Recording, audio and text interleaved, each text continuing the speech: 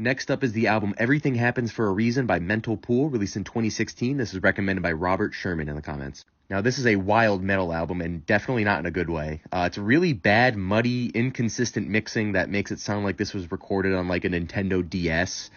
Vocals that are just really off-key and dubbed over other vocals that are just out of rhythm. The drums are barely there except for the snare that just cuts through everything somehow. Terrible MIDI strings on some songs that just sound like they're straight off like a Casio keyboard from the 90s. And the guitar and bass on some tracks just sound like they were picked up from another recording studio in like a different room. The scream vocals are okay, but there's also like a rap rock element to some songs that try to add a more progressive meaning in some of them, and it can get very annoying. Yeah, this whole thing's a mess, and the only version that was on Spotify was a deluxe version, and it definitely did not need it. This album sounds like if Ozzy Osbourne and Rage Against the Machine went on like some awkward blind date.